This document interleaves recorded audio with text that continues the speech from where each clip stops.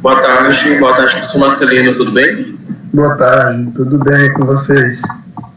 Tudo bem. Gente, boa tarde a todos. O professor já chegou, nós vamos dar início ao mini curso. Fazer só uma apresentação rápida aqui do currículo do professor.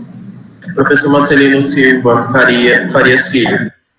É professor do Departamento de Geociências e do Programa de Pós-Graduação em Geografia da Universidade Federal do Maranhão, doutor em Agronomia e Ciência do Solo pela Universidade Estadual Paulista, Unesp, mestre em Agroecologia e licenciado em Geografia pela Universidade Estadual do Maranhão, bacharel em Geografia e licenciado em História pela Universidade Federal do Maranhão, é líder do Grupo de Estudos e Pesquisa em Edafologia e Pedologia, GEPEP, e tem experiência em Cartografia e Estudos do Solo, com ênfase em variabilidade dos atributos, classe dos solos e sua conservação. Aos que forem entrando, por favor, não esqueçam de ligar o microfone e a câmera. Durante as perguntas que vocês tiverem, vocês podem colocar no nosso chat aqui. E alguns minutos antes de encerrar, a gente vai abrir uns minutos também para que possa ser feito algumas perguntas orais ao professor. Não se esqueçam, gente, começa às 15 horas, então são 3 dias de encontro, então é hoje, amanhã dia 28, encerra dia 29. Para ganhar o certificado de 15 horas, tem que participar de, no mínimo, 2 encontros, e eu acredito que mais é isso. E a Vitória, ela vai estar auxiliando aqui, a nossa monitora do minicurso, auxiliando o professor Marcelino. Então, Vitória, quer falar alguma coisa?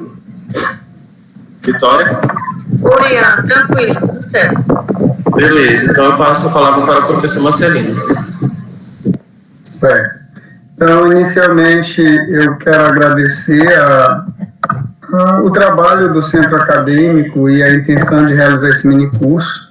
Né? Então, o minicurso surgiu de uma demanda levantada pelo centro acadêmico. Então, obrigado, Ian, os demais membros do centro acadêmico. Obrigado a todos que estão participando da reunião, né, pelo interesse em participar do minicurso. Então, o minicurso, como o Ian falou, são 3 dias, mas aí eu queria propor uma pequena mudança em relação às perguntas. Como é assim, um tempo muito grande, eu gostaria de trabalhar uma parte do minicurso, depois abrirmos para perguntas, para dúvidas, e depois dar um pequeno intervalo e reiniciar novamente, uns 10 minutos no máximo. Pode ser assim, Ian? Pode ser sim, professor, pode ser. Beleza. Bom, então assim, o nosso minicurso, ele, como vocês no ato da inscrição perceberam aí, fala em sistema de usos da terra e estado de conservação dos solos no Maranhão. E essa discussão inicial, sistema de uso da terra, tem uma relação direta com o conceito de solos, né? E aí, como requisito básico para fazer o minicurso, foi colocado que as pessoas tivessem feito a disciplina pedologia. Então, para início de conversa, eu quero deixar claro aqui a diferença. Por que o minicurso ele não tem o nome Sistema de Uso do Solo, Sistema de Uso do Solo, e sim Sistema de Uso da Terra? Há uma diferença bem sutil, né, mas muitas vezes grandiosa também, entre o conceito de terra e de solo. Né? O conceito de terra ele é mais abrangente, então o conceito de solo ele é bem mais restrito, porque envolve a ideia da presença dos horizontes, da disposição adequada desses horizontes naquela sequência O, A, E, B e assim por diante, né? Tem uma sequência lógica, e acontece o seguinte: o conceito da Terra inclui superfícies, inclui substratos que não são considerados solo. Então, por exemplo, uma duna, ela não representa um solo, mas ela pode ser utilizada para o turismo, pode ser utilizada com diversas outras finalidades, para mineração e assim por diante, e é considerado terra e não solo, certo? Então, eu acho que todo mundo tem ciência desse conceito, se não, só para relembrar vocês, né, sobre essa questão. Tem aqui uma apresentação que eu gostaria de passar para vocês, para que nós possamos acompanhar aí o que eu estou trabalhando em termos de conceito e apresentar algumas imagens, certo?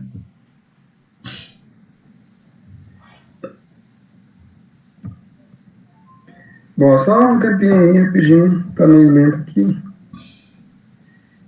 Vocês estão conseguindo me ouvir direito? Todo mundo? Que bom. Sim, professor, estamos lhe ouvindo. Perfeito. Sim. Conseguiram ver a tela aí? Sim, dá para ver, professor. Beleza, então. Bom, então a proposta do minicurso, primeiro, é esclarecer essa diferença entre solo e terra, né? Aí eu tenho uma imagem que eu gostaria que vocês refletissem comigo e para chegarmos a uma conclusão se é solo ou é terra. Dá para perceber aí? Vocês estão conseguindo ver direitinho? Hein, gente? Tá dando, professor. Dá para ver a apresentação e a imagem. Tá dando, professor. Certo. Então, assim, eu vou pedir que vocês abram o microfone rapidinho, quem quiser falar sobre se é solo ou se é terra, para que a gente possa avançar na discussão.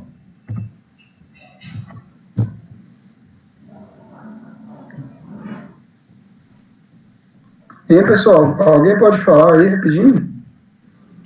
Ok, professor, estamos aqui. Alguém pode falar? Solo, terra? Williams, eu estou aqui. Essa categoria que está sendo apresentada aí, eu acho que ela não apresenta horizontes e não pode ser categorizado como solo, né? E sim como terra, né? Certo. Esse lugar aí vocês conhecem, né? É o Campo de Perizes, tem uma área inundada, mas é uma inundação por um corpo hídrico que é raso e é temporário, não é isso? Alguém tem uma opinião divergente do Williams? Posso falar, professor? Oi? Dependendo do período que fica com água ou não, ele pode ser determinado como solo ou não. Se passa a maior parte do tempo, ou grande parte do tempo coberto por água, não pode ser classificado porque a classificação do solo diz que ou ele tem que ser, não pode ser coberto por água, ele tem que ser a sua parte superior, não pode ficar coberto por água durante 100% do tempo. Mas se houver um período em que ele fique exposto, né, ele tem que ser considerado solo. Bom, mais alguma opinião? Na fala de Williams, eu acabei não escutando, que travou aqui, mas, na minha opinião, que o interessante seria saber se existe camadas, né, nessa região. O manguezal, por exemplo, ele não pode ser considerado solo porque ele não tem camadas bem definidas que caracterizem como solo. Essa região, eu acredito que seja solo, considerando que haja as camadas. Basicamente é isso aí, entre a resposta do Williams e a do Adriano aí, que vai ter um pouco da realidade, né? Tem que se verificar se existem a definição dos perfis aí para se considerar ou não solo. Certo. A gente está considerando que essa é uma área que não foi alterada, a sua estrutura da superfície internamente não foi alterada pelo homem. Aí é um campo inundável, um lago temporário de baixa profundidade, certo? Então, assim, pelo conceito de solo, um corpo hídrico de pequena profundidade, ele não impede a formação de solo, certo? Então, nesse caso aí, nós temos uma zona do Maranhão bem extensa, né, que corresponde aos aluviões fluvio-marinhos, em que nós temos uma ocorrência grande dos gleissolos. certo? Então, tem gleissolo aí tiomórfico, gleissolo sálico, e alguns autores consideram que haja um vertissolo. Portanto, essa área é uma área em que há solo, certo? Então, eu posso falar tranquilamente de solo e não somente de terra. A observação que o Williams fez é interessante, né? Porém, para corpos hídricos profundos. Para corpos hídricos rasos, eu tenho que considerar a ocorrência dos vertissolos e dos gleissolos, certo? E esse aqui? Tem o solo ou não?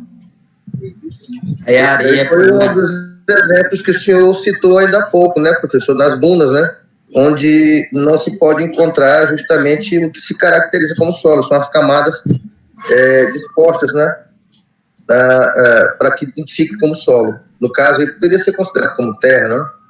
Exatamente. A superfície aí eu considero terra, né? Mas isso não impede que eu encontre um solo abaixo dessa duna, o que a gente chama de paleossolo ou solo enterrado. Mas a superfície eu tenho que chamar de terra e não de solo. Chamar de solo é um equívoco, certo? Bom, e para falarmos então de solos do Maranhão, a gente tem que falar de diversidade ambiental no Maranhão, né? Então nós vamos falar da diversidade ambiental, dos solos que ocorrem, né? De como os solos e a terra em geral é utilizado e quais as consequências disso, para falarmos depois de conservação do solo. O Maranhão é um estado brasileiro que apresenta uma das maiores diversidades ambientais no país, né?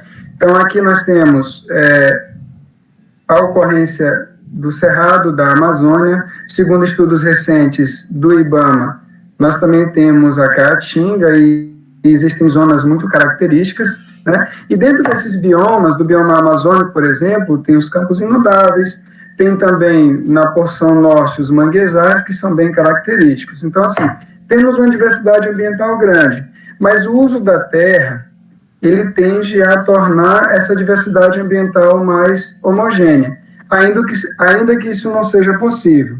Mas, assim, por exemplo, quando eu imagino a agricultura, a tendência é eliminar a vegetação nativa e substituir por espécies cultivadas alimentares, né? Então, derrubo o cerrado, derrubo a caatinga, a Amazônia e insiro a mandioca, o feijão, o milho e assim por diante. É uma forma de simplificação. Do mesmo modo que a pecuária, ela encaminha para um processo de simplificação mais rápido. Então, eu vou suprimir a vegetação amazônica e inserir pastos adaptados para aquela condição. E aí é que entra um processo de simplificação muito mais rápido. Porque, por exemplo, ao eliminar a floresta amazônica, que tem milhares de espécies catalogadas ou ainda desconhecidas, eu insiro o capim-mombaça, o capim colonial, o angropogon e poucas outras espécies que são exóticas e que vão ter um impacto não somente no início na supressão da vegetação nativa, como depois uma concorrência com essa vegetação por conta do grau de agressividade, de adaptação dessas espécies, certo? Aqui eu tenho um exemplo clássico disso, né? Eu tenho o bioma amazônico com um elevado grau de alteração em função da pecuária, certo? Mas dá para perceber, por exemplo, a alta nebulosidade, eu tenho nuvens ali bem formadas, eu tenho árvores de grande porte ainda aqui espaçadas, tem alguns traços da Amazônia. De modo que, quando a pecuária avança ainda mais, se intensifica, a tendência é que esse ambiente fique mais homogêneo, mais parecido com outros ambientes também, né? Aqui eu tenho o Lago do Junco, na vegetação amazônica, com características um pouco distintas, o relevo mais movimentado um pouquinho. Ainda tem fragmentos da vegetação nativa, mas com elevado grau de alteração. O que a gente percebe nessa imagem? Nós percebemos uma mata mais ao fundo, né? Plantas de grande porte, num ambiente em que já houve desmatamento, o predomínio do babaçu, e mais à frente, o pasto. Aqui eu tenho um outro ambiente dentro da Amazônia, Marajó do Sena, uma área desmatada até nas encostas, com espécies como o babaçu e a embaúba predominando, né? Mas nós temos também a pecuária num movimento de simplificação, substituição de toda essa diversidade da flora por unicamente uma gramínea e da fauna por bovinos, né? O que a gente tem, então, aí? Nós temos um impacto inicialmente que é visual sobre a vegetação, depois ambiental de um todo, em todas as perspectivas, mas tem um impacto que se percebe mais tardiamente, que é o impacto sobre o solo. E aí nós podemos já de imediato refletir que esses solos, eles estão sendo alterados. E quais alterações se manifestam? Isso que a gente vai discutir ao longo do nosso minicurso, né? Aqui eu tenho um ambiente característico dentro da Amazônia, os campos inundáveis, né? Mas que a pecuária também entrou como um elemento de modificação, né? A gente fala campo inundável, predomínio de gramínea, mas dentro do campo inundável tem vários outros ambientes. Tem um ambiente que é chamado de teso, que é mais elevado, que o gado tende a pisotear, desagregar o solo, e esse material fazer o assoreamento das áreas mais profundas. Tem área de vegetação mais alta, que o pessoal chama localmente de moita, que também é eliminado. Tem uma série de ambientes que vão sendo simplificados, de modo que no final a gente tem o predomínio de gramíneas com solo extremamente compactado, como é possível ver aí, ó.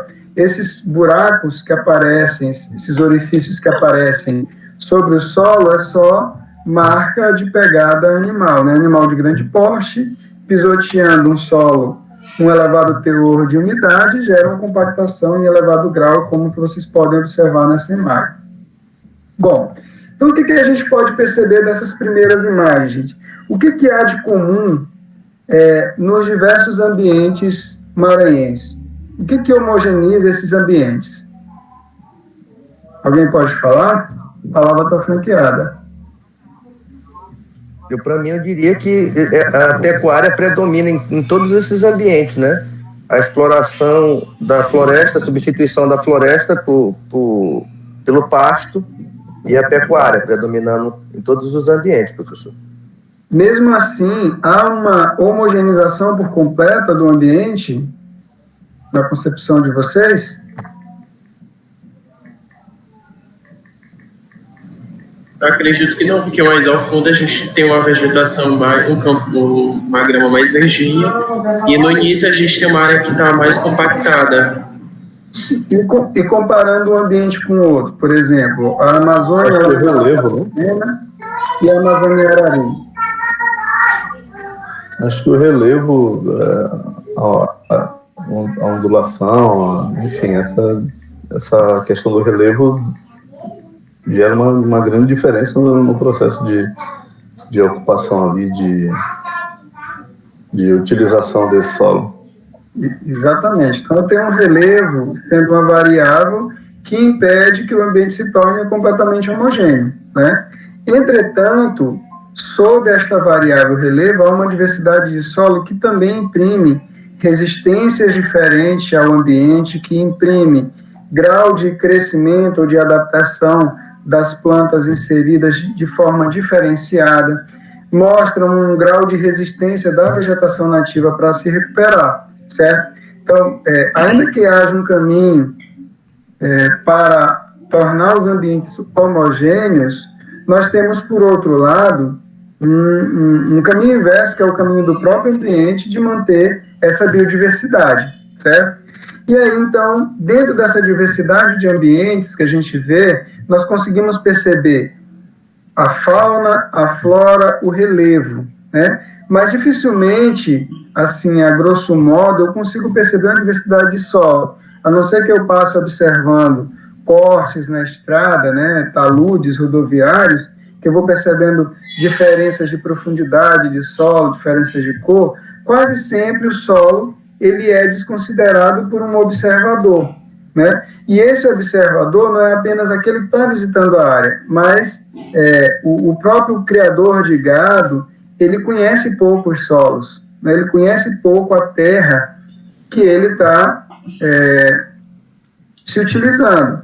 Quando eu digo conhecer pouco, é conhecer do ponto de vista técnico, porque muitas vezes essas pessoas conhecem bem do ponto de vista prático, né? A gente pergunta, esse solo é igual? Ele vai dizer, não, lá na Baixada, lá na região baixa, tem tabatinga e aqui em cima não tem.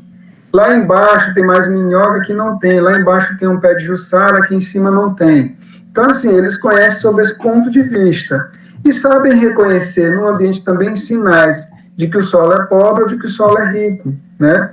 Então, eu observei num ambiente que tem muito cupim. Eu não sei qual solo é ali, mas eu sei que se eu plantar ali eu vou ter problema. Primeiro, o cupim é uma praga para árvore, é uma praga para tubérculo, e ao mesmo tempo é um indicador de acidez. Ele sabe, o proprietário da terra, o agricultor, o pecuarista, sabe que naquela área em que há muito cupim, ele vai ter problema. Ou a planta não cresce, ou quando cresce vai ser dizimada pelo cupim, certo?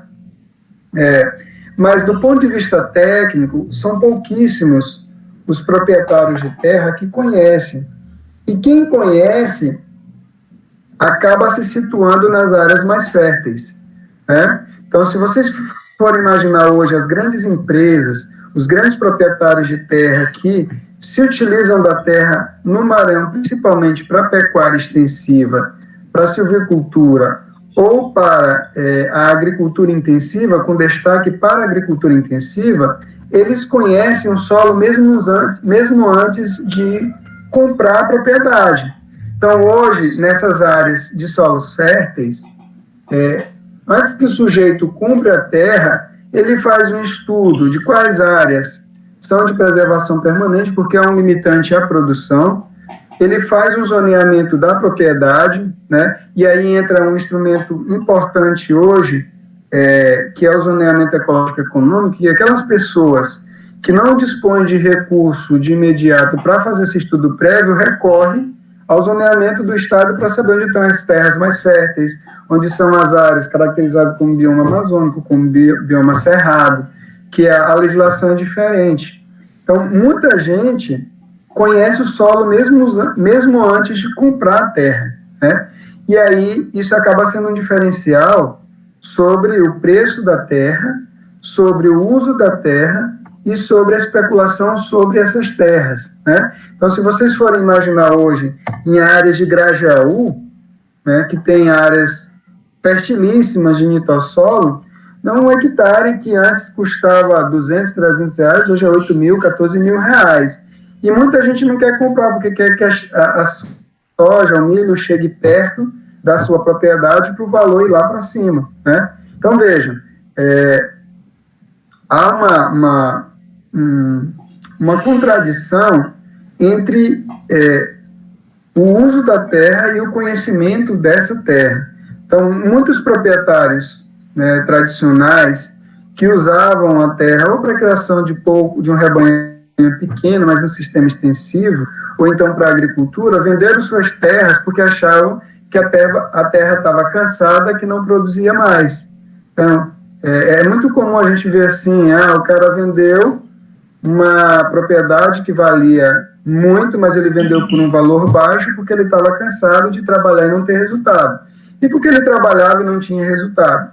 Porque ele não conhecia a terra ou não tinha recursos financeiros e tecnológicos para se apropriar do potencial produtivo daquela terra ou daquele solo, né? Então, um exemplo clássico, hoje, São Mateus do Maranhão.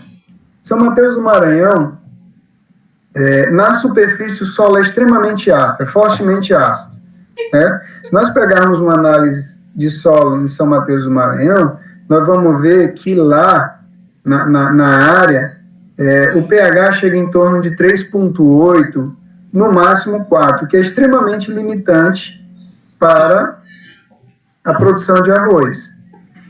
Entretanto, hoje o pessoal está produzindo muito arroz. Quem comprou, né, as terras lá por um preço baixo está produzindo muito arroz na região.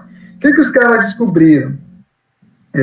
Muitos agricultores da região falavam o seguinte: olha, essa terra é pobre e só dá certo plantar nela se nós queimarmos a vegetação e plantarmos quando a terra ainda estiver quente, né? Vocês veem alguma relação entre fertilidade da terra e terra quente? Alguém consegue perceber isso, essa relação? Explicar quimicamente falando? Uma relação entre a temperatura e solo fértil eu não consigo atribuir direitinho, mas em relação ao fugiu o termo. A fuligem, a queima nada mais é do que uma degradação acelerada, né? Então, vai disponibilizar mais nutrientes ao solo, o processo de queima. Então, vai incrementar os nutrientes aos solos, e esse processo vai fazer com que, de certa forma, o solo seja normalizado, tratado, ou algo do tipo. Alguém tem alguma outra opinião? Associar temperatura da terra com fertilidade. O Adriano falou parte de uma questão que é verdade. Com a queimada, as cinzas disponibilizam os nutrientes que faziam parte e compunham a vegetação para o solo, e as plantas que vão ser inseridas ali aproveitam desses nutrientes que estão disponíveis. Isso é parte da verdade. Mas para São Mateus tem algo que é mais significativo ainda que isso. É a fauna edáfia, professor, a destruição da fauna edáfia devido ao aumento da temperatura, né? Isso é uma parte mais superficial do solo, e queimar o horizonte orgânico também do solo também. Isso traz uma consequência muito grave para o solo, não? Mas só que eu estou falando que os agricultores lá dizem o seguinte, que quando a terra está aquecida, nas primeiras chuvas, é que ela está boa. Se deixar a terra esfriar, ela fica ruim, não dá para plantar mais, certo? Então, o que eu descobri? Teve uma reunião lá, a gente participou da RCC e teve um perfil que foi aberto em uma propriedade em que o sujeito planta arroz há vários anos e não conhecia direito o solo. Então, a gente fez um perfil lá, o pessoal da RCC, da Reunião Brasileira de Classificação e Correlação de Solo, e fomos lá ano passado. E aí eu descobri por que eles falam que a terra só presta quando está quente. Acontece que em São Mateus, na superfície o solo está em torno de 3,8 pH, como eu falei para vocês. O pH ideal para crescimento de plantas, de qualquer planta, né? O pH ideal é em torno de 5,5 e 6. Se eu estou no pH 3,8, as cinzas não seriam suficientes para corrigir esse pH, né? As cinzas de uma vegetação rala, como é aquele cerrado lá de São Mateus, não seria suficiente para elevar o pH de 3,8 para 5,5. Elevaria, mas até 5, até 4, 4,3, alguma coisa desse tipo. E aí o que a gente descobriu na análise do perfil lá? Que uns 30 centímetros abaixo, né, dessa superfície fortemente ácida, há a presença de carbonato de cálcio. Então, depois de 30 centímetros, o pH do solo, né, lá de São Mateus, chega a 5, fácil, e aumentando um pouquinho a profundidade, dá 8. O pH chega a ser alcalino. O solo chega a ser alcalino com esse pH, né? Então, extrapola o limite do que é bom para o crescimento de plantas. E aí, o que acontece? O sujeito diz que a terra só é boa para o crescimento de planta quando ela está quente, porque quando dá as primeiras chuvas e tem um primeiro ciclo de infiltração de água no solo, essa água infiltra, entra em contato com o carbonato e a terra está quente. Quando ela está quente, há evaporação e os carbonatos são transportados para a próxima superfície. E aí é nesse momento que aquele pH 8, aquele carbonato de pH 8, se mistura com os componentes que acidificam o solo, que estão na superfície, e chega a 6, né? Então, temporariamente, o solo está na condição ideal para o cultivo. Passou essa fase, a água ela começa a infiltrar muito, leva os carbonatos para a região mais profunda. E quando chove mais ainda, essa água ela alaga a superfície, e aí a planta não consegue mais crescer, não pelo pH, mas por falta de oxigênio no solo. Deu para compreender isso, gente? Ficou claro? No caso específico dessa área, não é isso? Específico dessa área. Mas em outras áreas também, aí entra o que o Adriano falou. Em outras áreas, cultivar no solo quente significa dizer que eu estou aproveitando o pico de fertilidade e de correção dado pelas cinzas. Só que para São Mateus não é só isso, vai além disso, que é uma superfície muito parecida com essa aqui de Arari, certo? Então vejam que para cada solo, para cada especificidade de ambiente, eu preciso conhecer o solo para entender como manejá-lo e para entender como conservá-lo, porque senão ocorre um processo de degradação. Porque lá em São Mateus, qual é a estratégia que o pessoal usa? O solo está ácido, eles fazem, quando a gente vai analisar o solo para fins de fertilidade, nós analisamos até 20 centímetros, normalmente é de 0 a 10, 0 a 5 centímetros. E o cara faz isso antes das chuvas. Então ele pegou ali, aquela análise, e deu 3,8. Ele vai calcular a quantidade de calcário que vai jogar no ambiente, que vai incorporar o solo, justamente por esse pH. Então, se o pH está 3,8, ele faz o cálculo, ele vai gastar, incorporar naquele solo, pelo menos 3 toneladas de calcário por hectare. Então, ele corre um risco muito grande de tornar o solo extremamente alcalino no período de cultivo, aí a planta não vai se desenvolver, porque tem os carbonatos que emergem e mais o carbonato que ele inseriu. Na superfície, como eu falei para vocês, o pH ideal, a faixa de pH ideal para o crescimento de planta, principalmente as gramíneas que são cultivadas, o pH vai de 5,5 a 6, que corresponde ao máximo de disponibilidade de macro e de micronutriente, certo? Então, se eu tenho um excesso de carbonato na superfície, o pH ele vai ficar acima do ideal, que também corresponde a uma faixa de pH em que o solo é tóxico. E aí você vê, eu gasto dinheiro para intoxicar, né, o solo, e como resultado eu vou ter uma produção comprometida, uma produtividade baixa em função dessa prática, né, dado o desconhecimento por completo do solo. E aí eu estou falando de uma área em que o sujeito faz análise de solo, mas ele só havia feito na superfície, ele não sabia qual era a classe de solo, ele não havia aprofundado, né, essa análise para o perfil. E aí, o que ele falou? Depois que eu mostrei para ele lá, o pessoal mostrando que tinha carbonato, ele disse, bom, agora eu já sei o que eu vou fazer. Eu vou meter um subsolador e misturar o carbonato que está embaixo com o que está em cima.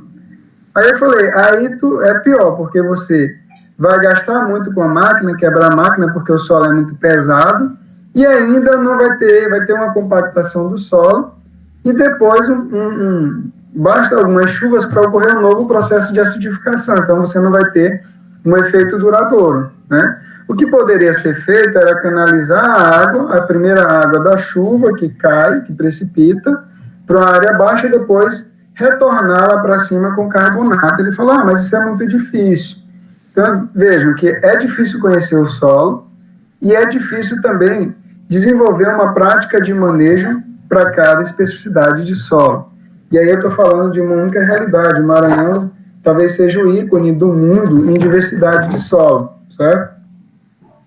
Aqui eu tenho, eu vou mostrar para vocês algumas imagens, né, de perfis de solo só dentro do bioma amazônico. Para vocês terem uma ideia, como a gente tem uma diversidade muito grande de solo, aqui eu estou falando de uma campanha para fazer um mapeamento na escala de 1 para 250 mil, mas aproveitando perfis já abertos em outras situações. E dentro desse zoneamento que eu participei, a gente vê que a gente conhece pouco o Maranhão. E quando falamos de solo, conhecemos menos ainda, né? Aqui eu tenho um exemplo de um solo de média alta fertilidade no Maranhão. Aí tem a classificação completa dele, né? Nitossolo ápico distrófico típico. Apesar dele ser distrófico, né?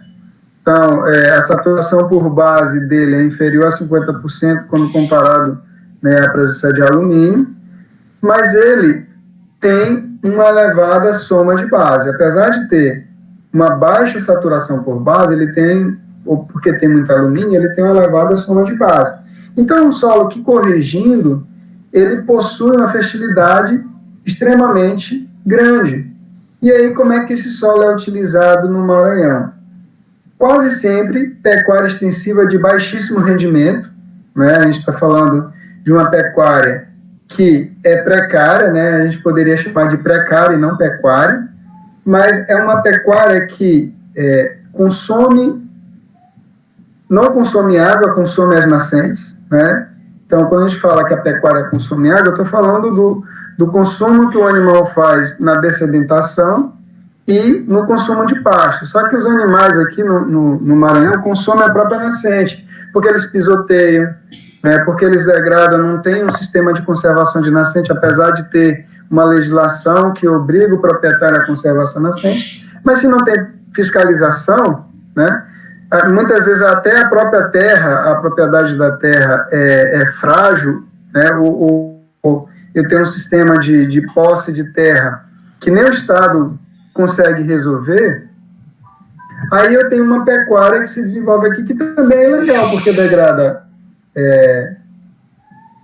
áreas de preservação permanente, degrada unidades de conservação, né? Então muitas unidades de conservação no Maranhão hoje são afetadas pela pecuária, e aí só para citar o exemplo típico da reserva biológica do Gurupi, que toda a borda é afetada e o tempo todo, né, árvores são derrubadas para dar lugar a pasto nessa reserva, que é uma unidade de conservação de uso indireto, né? Imagina se fosse de uso direto.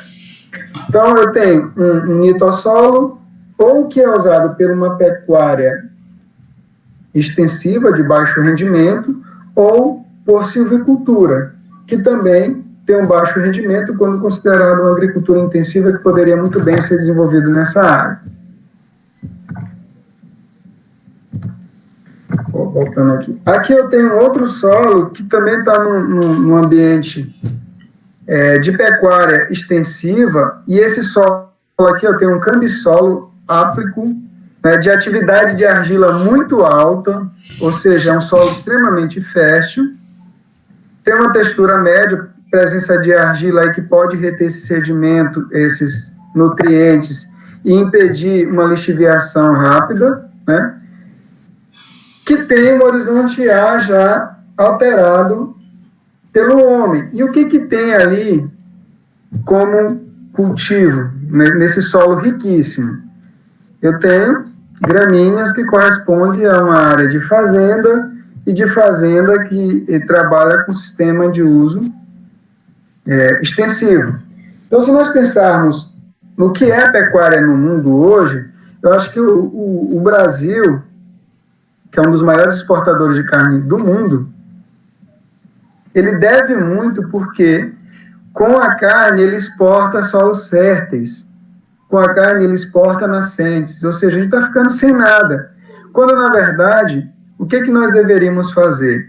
Zonear quais são os solos ricos, utilizar esses solos ricos com a agricultura e, em função dessa agricultura, manter uma pecuária. Isso é um sistema mais racional. Enquanto que num hectare, para uma pecuária extensiva, o suporte que o pasto, que o solo dá, é para criar quase sempre 2 animais nessa área, num hectare eu posso produzir toneladas e toneladas de alimento. Se eu considerar, por exemplo, 2 safras, a safra principal e a safrinha durante o ano, eu poderia ter 2,5 toneladas de soja, ou 3 toneladas, dependendo do sistema de uso. Poderia ter 5, 8 toneladas de milho, e essa quantidade de alimento poderia manter muitos animais, né, bem mais do que usar essa área com a pecuária extensiva, a pecuária no campo. Né? Quase sempre também, gente, o erro que nós cometemos ao utilizar solos férteis, né, com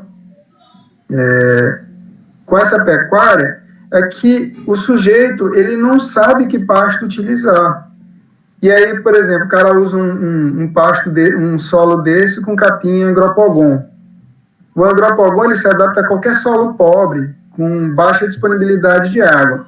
Aí eu estou falando de Senador La Roque, que é um município que tem um índice de chuva de precipitação pluviométrica alto, né, que tem solos férteis, e que o cara usa o mesmo capim que ele usa lá no sertão piauiense.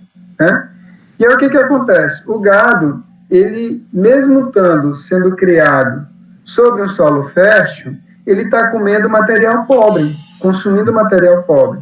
E qual seria, então, a perspectiva ideal? Usar um capim com a produção maior de forragem e adaptado a solo rico, porque aí eu teria um capim que expressaria a fertilidade do solo na sua forragem. E o animal consumir isso teria um rendimento muito maior. Então, percebam que a diversidade de solo, ela se torna homogênea para os criadores de gado, né? Porque tanto o solo pobre quanto o solo rico é utilizado no mesmo sistema, é utilizado com a mesma técnica e é utilizado também com as mesmas gramíneas. Não tem diversidade alguma. Aqui eu tenho um ar de solo vermelho e amarelo, né? Eutrófico, vejam só, o termo eutrófico aqui mostra que tem uma saturação por base alta, né? Tem aqui, ó, mesmo numa pastagem, uma disponibilidade muito grande de matéria orgânica aqui, ou seja, as plantas elas estão fixando matéria orgânica, mas isso também expressa uma fertilidade grande na superfície, certo?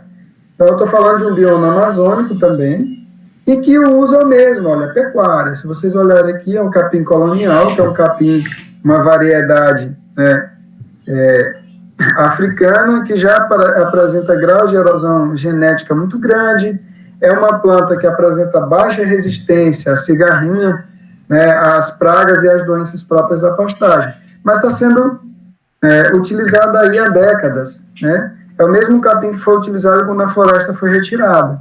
Então, veja, mesmo o solo apresentando condições de suportar uma agricultura intensiva, e aqui, entendam, eu não estou defendendo a agricultura intensiva, eu estou defendendo o uso racional do solo, e o uso racional seria usar solos férteis para agricultura intensiva, usar a agricultura intensiva para manter a pecuária, e as áreas mais pobres para trabalhar com produção de frutífera, com produção de espécies arbóreas para a silvicultura, diferentemente do que está acontecendo no Maranhão.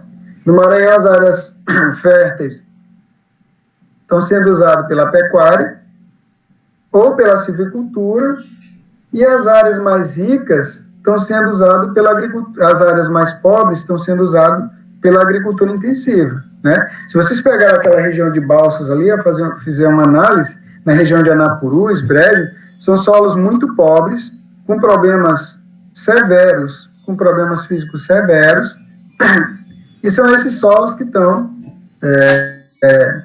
sendo trabalhados com agricultura intensiva, quando na verdade deveria ocorrer uma inversão nisso. Até aqui tudo bem, gente? Alguma questão que vocês queiram falar?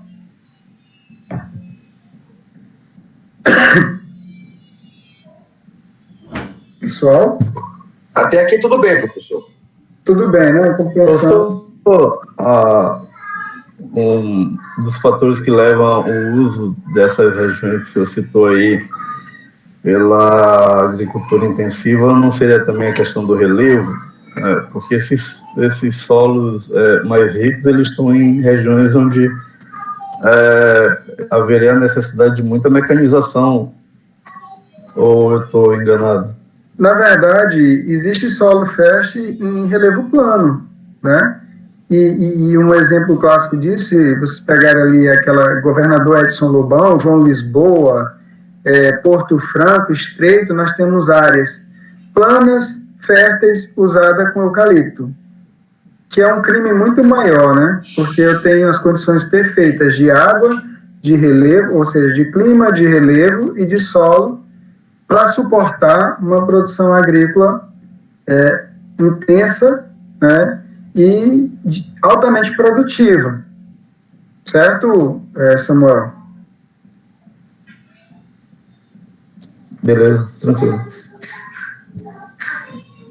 Olha só, aqui eu tenho um exemplo clássico de solos pobres que haviam sido deixados de lado, né, o uso era por uma agricultura familiar de pequena intensidade, de pequenas dimensões. A pecuária quase não se desenvolvia e essas áreas hoje estão sendo incorporadas à pecuária. E o que a gente percebe aí? Aqui eu tenho um exemplo de um espodossolo, né? Tudo isso que vocês estão vendo aí na imagem, até o material lá embaixo, é areia quartzosa, só que lá embaixo tem óxido de ferro e de alumínio, em cima é areia praticamente pura. Então, é um solo que tem problemas de manejo grande, não dá para utilizar, por exemplo, com agricultura intensiva, não dá para usar com pastagem, porque no momento que eu desmato aqui, eu vou submeter essas áreas a fortes processos de degradação. E aí, são essas áreas hoje que compreendem o que o pessoal chama de fronteira agrícola do norte, aqui do norte do Maranhão, né? Vocês veem que eu estou na borda de um parque nacional que exige medidas de contenção dos problemas ambientais, mas que não tem uma fiscalização, não tem controle por parte do Estado de forma intensiva para conter o avanço sobre essas áreas, né? Na verdade, sim, o que há são movimentos no sentido de favorecer o uso dessas áreas. E que movimentos são esses? Não é que o Estado esteja incentivando diretamente a utilizar, mas o Estado fez uma rodovia na borda de um parque nacional. O Estado autorizou a construção de usinas de geração de energia dentro do parque, com a rede de distribuição passando na borda do parque. Autorizou a construção de uma estrada dentro do parque. Então, vejam, o Estado ele não está fomentando diretamente o uso agrícola dessas áreas, mas quando o Estado dá a condição de movimentação de pessoas e quando o Estado permite oportunidades de trabalho dentro dessa área, na verdade o Estado está incentivando a apropriação do território e, consequentemente, como é um território rural, o desenvolvimento de práticas agrícolas e da pecuária, né? Na borda do parque também, sobre solos como esses, há o desenvolvimento da silvicultura. Se nós pegarmos ali Urbano Santos, né, tanto Urbano Santos como São Benedito do Rio Preto, vocês vão ver que tem imensas áreas, né, inclusive áreas já implantadas há muito tempo, do eucalipto, em que os gestores municipais dizem que levou um desenvolvimento, um crescimento para a área, mas as comunidades rurais se ressentem de terem perdido seus corpos hídricos, de terem perdido suas áreas de extração, de extrativismo vegetal, como, por exemplo, os campos de Bacuri, de Murici, de Caju Nativo e assim por diante, né? Ainda que o Estado não relate isso, né? Por outro lado, em algumas comunidades o pessoal perde até o direito de ir e vir, porque os caminhos tradicionais são apagados e são criadas estradas que em todo lugar o mesmo jeito, né? Pessoas se perdem. Se os animais se perdem, imagina as pessoas cujo centro de orientação é diferenciado, mas muitas vezes enganam também. Então, um problema, são problemas graves, né? Aqui a única coisa que está certa na silvicultura, para lá, é o fato da silvicultura utilizar solos pobres, mas não precisava ser tão pobre e tão frágil também, né? Porque aí, além de pobre, o solo é frágil fisicamente. Então, do ponto de vista químico, o plantio de eucalipto aí está certo, né?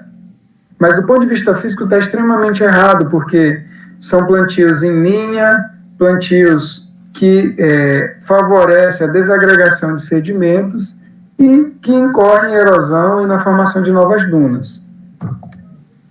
Até aí tudo bem?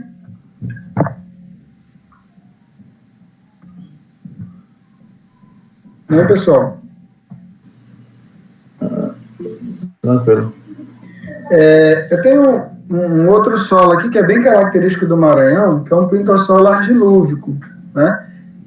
São esses solos aí que são predominantemente utilizados na agricultura familiar no Maranhão. Então, é solo, o cara planta mandioca no solo que tem problema de inundação. Como resultado, ele tem podridão de tubérculo, tem baixo rendimento da cultura, né? Então, tem uma série de problemas. Ele tem um solo que também é alumínico, ou seja, um solo que tem alta disponibilidade de alumínio, e por ter alta disponibilidade de alumínio, a produtividade dele é muito baixa. Ele já depende das cinzas, então se a vegetação não se recupera no ritmo que ele precisa, ele também não vai ter a correção do solo conforme ele precisa. Porque a correção do solo, ela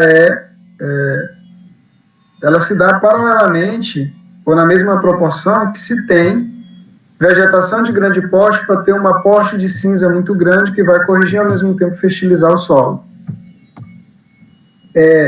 Nessas áreas ocorre predominantemente o babaçu, né? E o babaçu entra então como um aditivo dos problemas para essas pessoas que utilizam essa área, porque quando há um primeiro desmatamento, a tendência é que o babaçu, que ocorre como forma de plantas esparsas dentro da vegetação, ele tende a se adensar, porque as queimadas, o corte-queima da vegetação, seja para a implantação da agricultura de pastagem, contribui para o desenvolvimento ou crescimento de plantas e a proliferação dessa planta na área desmatada.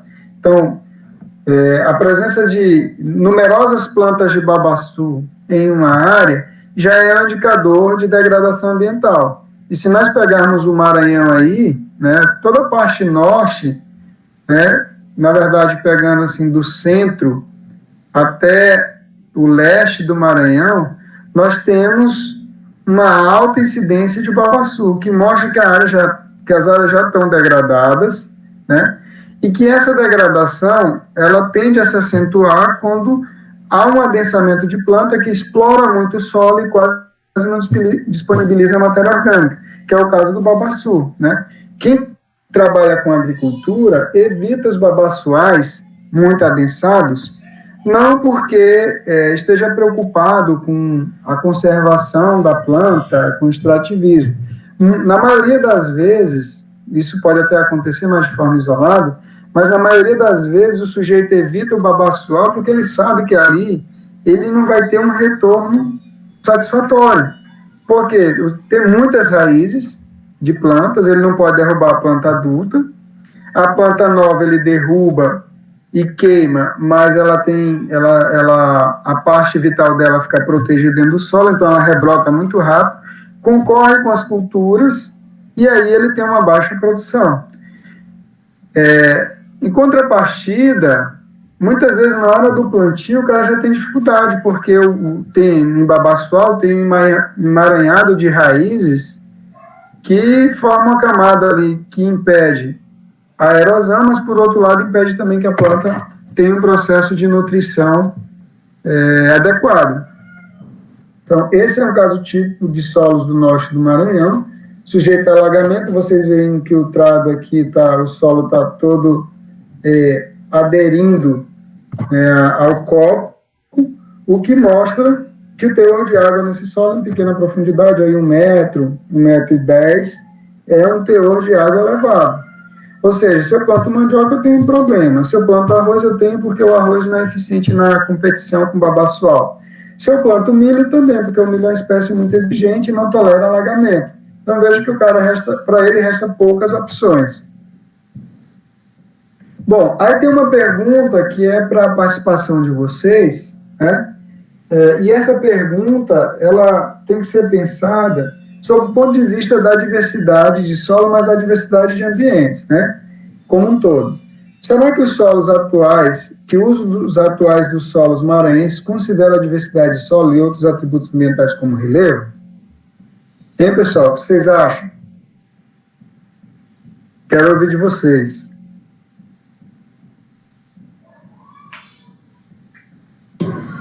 Acredito que não, né? Você já explicou, inclusive.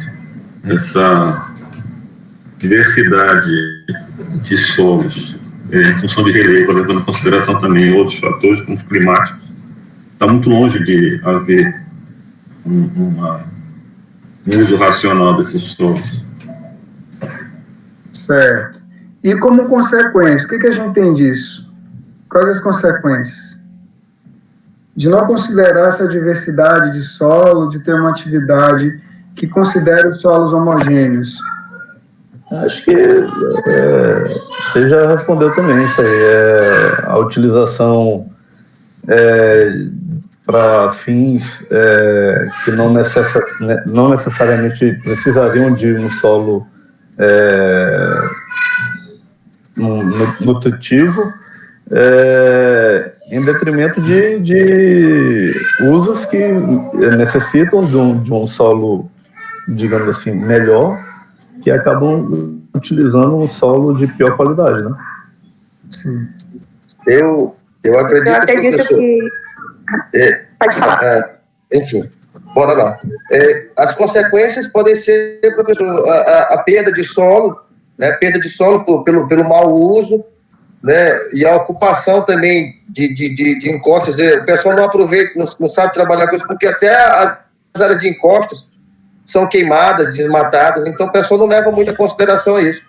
O que pode acontecer mesmo é a perda de solo, ou a baixa produtividade dos insumos, devido à má utilização desses solos. E acho que é isso, professor. Certo. O que mais?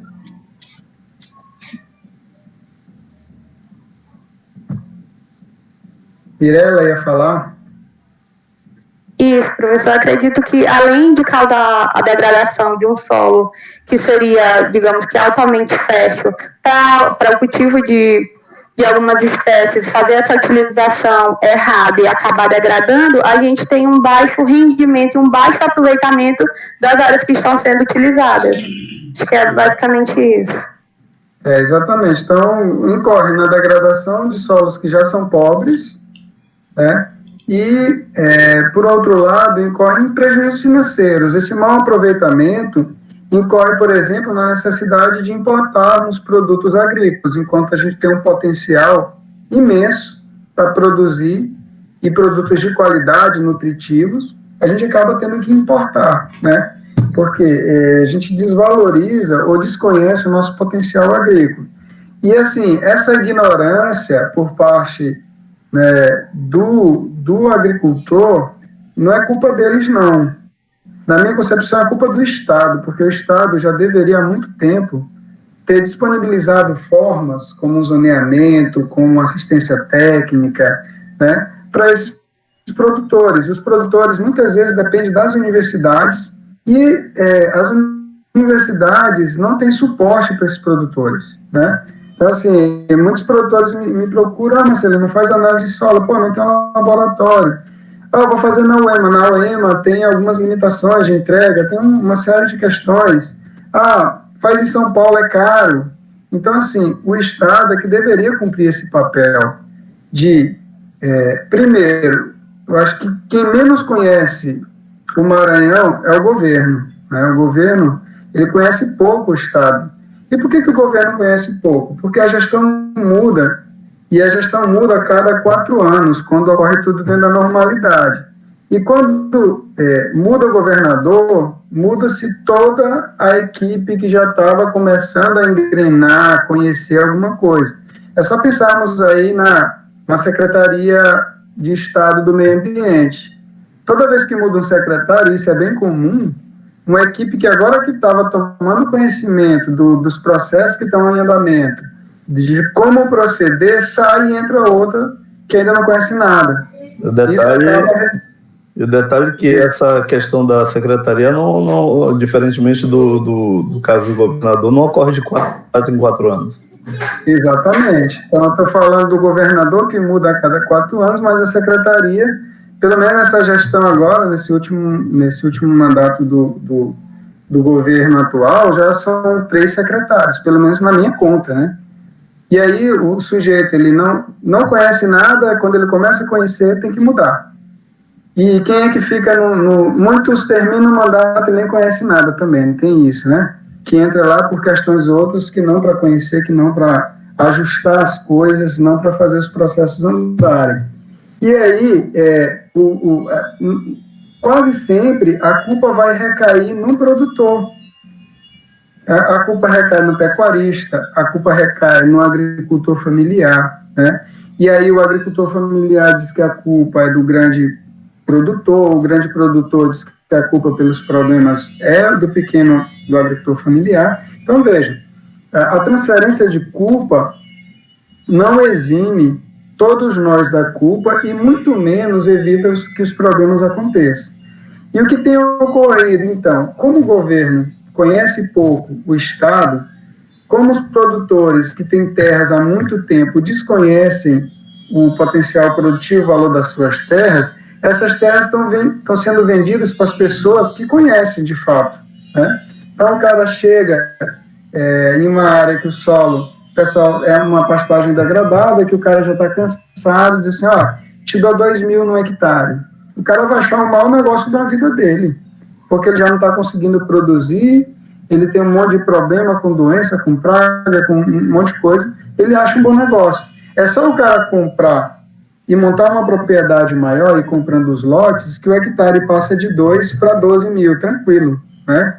Então, esse movimento tem ocorrido em Grajaú, tem ocorrido mais recentemente em Bom Jesus das Selvas, em Buriticupu, né? E hoje a terra lá é extremamente cara, né? Você vê que as pessoas que antes desconheciam esse potencial agrícola e que hoje veem áreas que não produziam mais pasto, estava sendo erodida, produzindo toneladas e toneladas de alimento, o sujeito acaba se arrependendo de ter vendido. Eu estou orientando algumas monografias em Buriticupu, que o pessoal, eles se arrependem de ter vendido a terra, porque eles venderam uma terra de 40 hectares, lá eles medem alqueire, é muito maior, né? O alqueire lá é 4 ponto alguma coisa hectare, né? Eu vendi minha terra de 40 alqueire por R$40.000, e hoje tem que comprar um hectare, se ele vai comprar um hectare é 20.000, é 12.000, né? Mais próximo da cidade, para se manter com sua família. Então veja que é uma questão prejudicial e que precisa ser corrigida, né? Porque nós estamos perdendo muito dinheiro. E essa ignorância, gente, não é só no nosso estado, não. Se vocês forem pensar, quem conhece um pouco o estado do Pará, nas áreas mais férteis, né, nós temos, por exemplo, as áreas mais férteis próximas à Grande Belém, naquela região ali bem próxima, né, aquelas cidades bem próximas, como Marituba, né, naquela área, e se a gente passa lá, é só pastagem. Não tem nada de agricultura, né? Pouquíssima. Castanhal, queria lembrar o nome de Castanhal. Castanhal, que é um pouquinho distante de Belém, mas as áreas são férteis e são todas ocupadas por atividade de baixo rendimento, que é a pecuária extensiva. Enquanto 70 quilômetros. Oi, Joelson? 70 quilômetros. Isso. Enquanto que Ourém, que fica a mais de 200 quilômetros, lá não lembro ao certo, é que produz as frutíferas, né, as frutas que são trazidas para São Luís e que são levadas para Belém. Então, é uma questão que não dá para entender. A questão da logística, do uso dos recursos, né, e a gente até sabe o que está por trás disso. Pessoas que têm um poder aquisitivo grande, que usam a terra muito mais para especulação, eles vão querer colocar ali, por exemplo, eles colocam gado para manter a propriedade da terra. Muitas vezes ele está no prejuízo, né, financeiro, a propriedade não dá lucro, mas ele tem alguma forma de lavar dinheiro, né, de lavar recurso público, alguma coisa assim, e a fazenda é justificativa. Eu sou rico, não é esse meu cargo de deputado ou de prefeito. Eu sou rico porque eu tenho uma fazenda que é produtiva, certo? Então tem essas questões que a gente não vai entrar no mérito, mas que de fato ocorrem e que não é um caso isolado do Maranhão, não é um caso isolado do Pará. Em muitos outros estados, como... fala, Júlio, ia falar?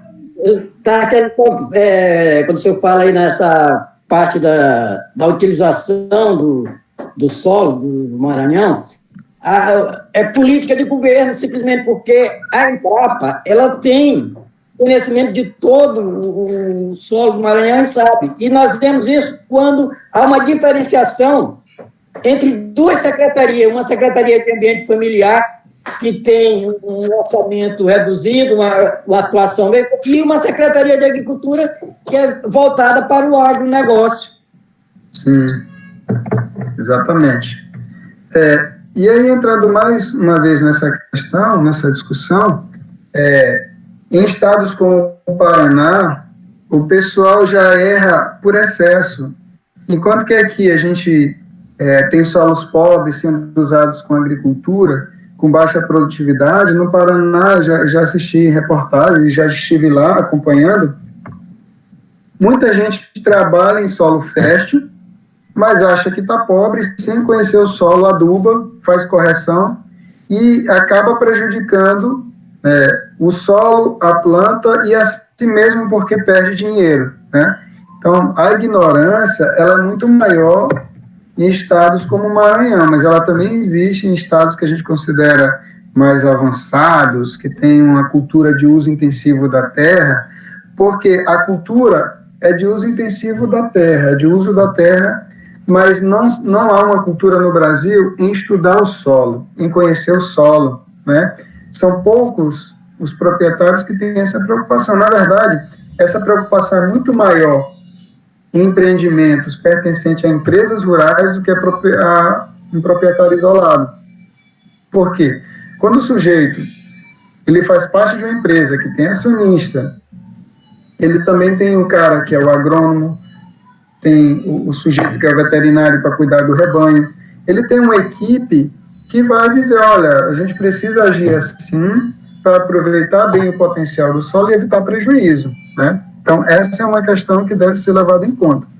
Mas o pequeno... Professor, tem ocorrido muito também aqui na minha região, sou da região de São Mateus, de pessoas que têm o conhecimento do solo, mas são de outras regiões, onde o hectare de terra o valor é bem mais elevado, e essas pessoas têm migrado para a nossa região para comprar terra e produzir aqui, porque eles têm o conhecimento do solo, a terra é mais barata, e aqui eles conseguem comprar essa terra e produzir com mais facilidade.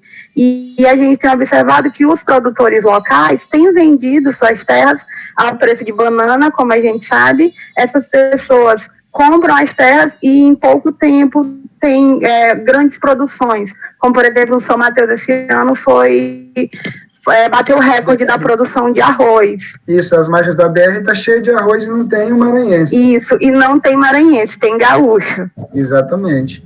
Então, por quê? Eles, além de conhecer a terra, eles conhecem a técnica, né? E aí, assim, quando eles chegam, eles apanham para conhecer o solo, porque tem particularidades, mas em 3 anos, o cara começa a aprender, ele já sabe utilizar o solo, e ele começa a ter resultado. E aí é nesse momento que as pessoas que moram no entorno começam a querer compreender o que está acontecendo, mas coloca a culpa no infortúnio, nunca encontra o real culpado, que é o Estado. É o Estado que não dá essa assistência. E acaba ficando um prejuízo mesmo, vende suas terras e depois vai ter que trabalhar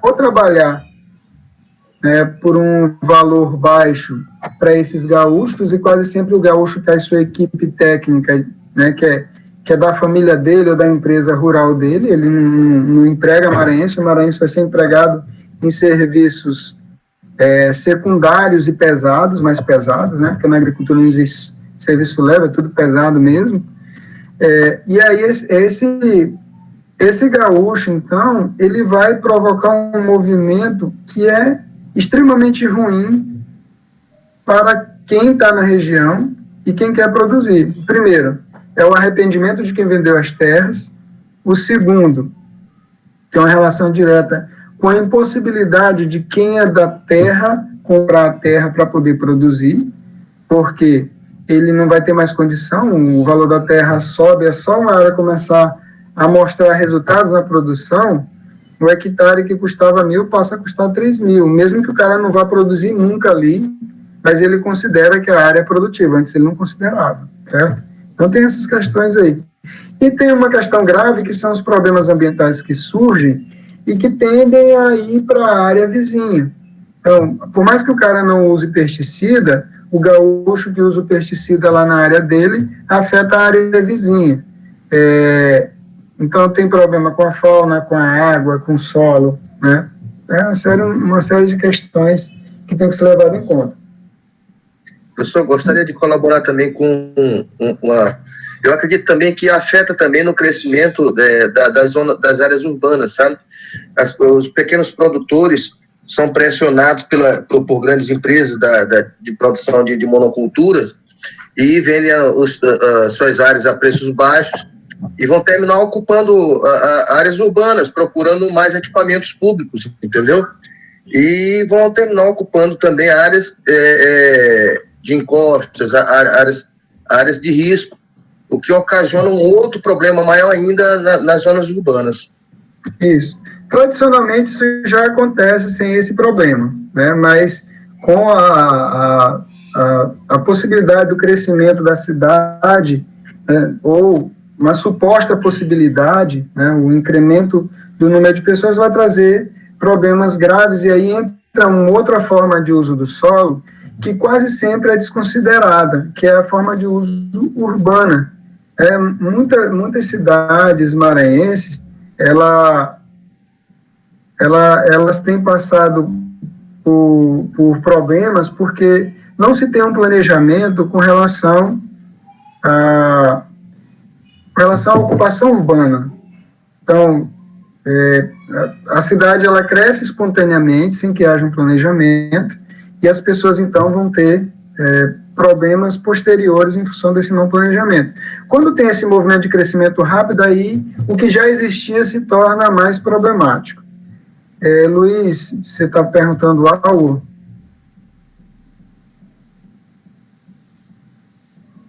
Luiz? Ele está anotando para pesquisar. Bom, gente, então, dando continuidade, vocês ainda estão observando a minha tela aí, então? Sim?